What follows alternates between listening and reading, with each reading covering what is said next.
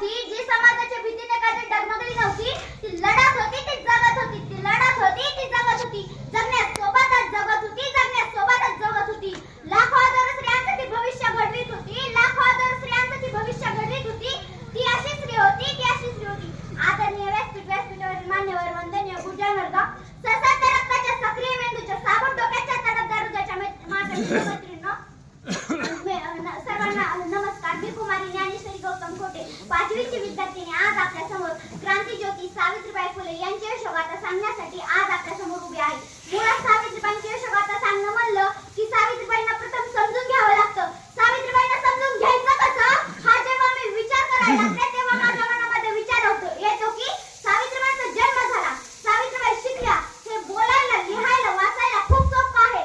परंतु सावित्रीबाई ज्या परिस्थितीमध्ये शिकल्या, सावित्रीबाईंनी हे सर्व ज्या परिस्थितीमध्ये केलं, या परिस्थितीचा जर आपण आढावा घेतला तर खऱ्या अर्थाने सावित्री म्हणजे कोण होती, सावित्री म्हणजे कोण होती हे आपल्याला कळेल. अहो, ज्या काळात मुली जन्माला येणं हेच पाप मानलं जायचं, अहो, ज्या काळात मुली जन्माला येणं हेच पाप मानलं जायचं, त्या काळात मुली 9-10 वर्षाच्या झाल्या की त्यांचं लग्न एका वयोवृद्ध व्यक्तीशी किंवा त्याच्यापेक्षा 20 ते 25 वर्षाने मोठ्या असलेल्या व्यक्तीशी लावून दिलं जायचं. असा भयंकर काळ होता. त्या काळात महिलांना अबला समजलं जात होतं.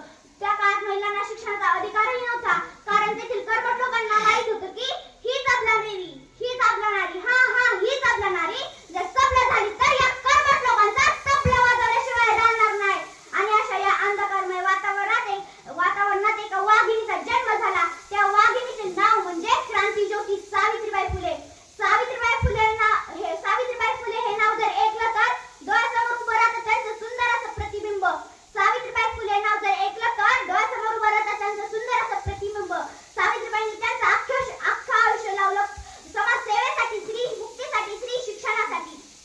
3 जानेवारी 1831 रोजी सावित्रीबाईंचा जन्म सातारा जिल्ह्यातील नायगाव येथे वडील खंडोजी आणि आई सत्यवंती यांच्या पोटी झाला. रूढी परंपरेनुसार त्यांचाही विवाह ज्योतिबा फुले यांच्याशी झाला. सावित्रीबाई फुले आणि ज्योतिबा फुले यांनी समाजातील कर्मठ लोकांना जुनावले नाही. ज्योतिबा फुले यांनी आपल्या पत्नीला लिहायला, वाचायला शिकवले. म्हणूनच तर आज प्रथम महिला शिक्षक म्हणलं तर सावित्रीबाई फुले. सावित्रीबाई आणि ज्योतिबा फुले यांनी स्त्री शिक्षणाचा वसा घेतला होता. 1 जानेवारी 1848 रोजी पुण्यातील बुधवार पेठेत मुलींची पहिली शाळा सुरू केली. तरीही कर्मठ लोक सावित्रीबाईंना त्रास देत होते. जर सावित्रीबाई मुलींना शिकवायला शाळेत जात असताना त्यांच्या अंगावर शेण, चिखल, दगड फेकायचे, तरीही सावित्रीबाई आपल्या ध्येयाशी एकनिष्ठ होत्या. सावित्रीबाई डगमगल्या नाही, घाबरल्या नाही. त्यांनी त्यांचे कार्य सतत पुढे चालू ठेवले आणि अवघ्या फक्त 4 वर्षात त्यांनी 18 शाळा काढल्या. म्हणूनच तर आज पायलट, इंजिनियर, मुख्यमंत्री पदापर्यंत सुद्धा स्त्रीच पोहोचली आहे. पुरुषांच्या खांद्याला खांदा लावून स्त्रीच काम करत आहे. 1897 या प्लेग या संसर्गजन्य रोगाची साथ आली होती. त्यावेळी कोणीच पुढाकार घ्यायला तयार नव्हतं. त्यावेळी सावित्रीबाईंनी पुढाकार घेतला. शेवटी 10 मार्च 1897 साली क्रांतिज्योती सावित्रीबाई फुले यांची प्राणज्योत मावळली. सावित्रीबाई फुले आणि ज्योतिबा फुले यांच्या महान कार्याला माझे कोटी कोटी प्रणाम. शब्द नाही कोडा पडावा